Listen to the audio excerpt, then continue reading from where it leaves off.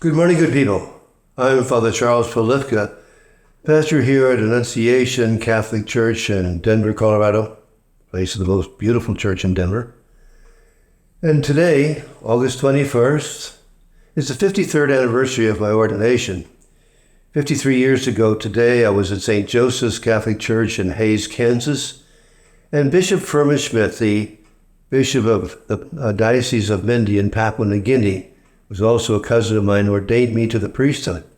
I was his first ordination, as a matter of fact.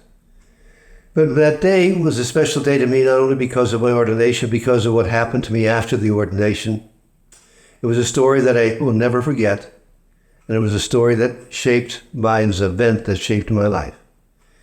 For the 6 months prior to my ordination, I was under the mentorship of Father Tom Haywood, one of the great Capuchin pastors of our province. Great man. Anyway, on Saturday mornings, he always had me going to various sick and infirm and homebound people in the parish who would receive communion.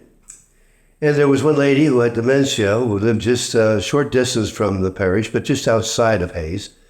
And every Saturday morning for those 6 months, I would bring her communion, and she knew exactly what was happening. She would always greet me and know that I was bringing Jesus. She knew that she was receiving Jesus. Beautiful experience. Well, the week before my ordination, I told Sophie, next week, I'm going to be ordained a priest, and I'm going to come here as Father Charles, and I'm going to bring you communion from the Mass of my ordination. I think she understood what I said. She was happy to receive that.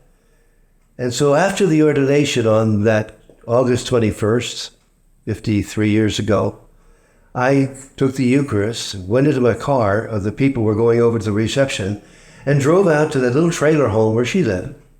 Knocked on the door, no answer. I knocked on the door again and I said, Sophie, it's Father Charles, and I'm here with Jesus. No answer. And the third time I remember, I knocked on the door and I said, Sophie, it's Father Charles, and I'm here with communion. And from the inside came the words that I won't forget. I don't want your communion.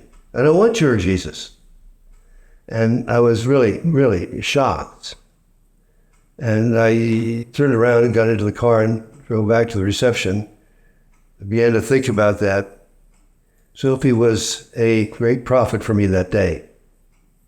I was thinking it was about me.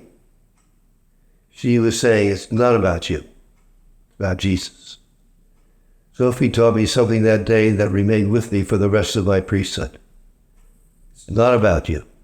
It's not about you, Charles. It's about Jesus. May the Lord bless and keep you.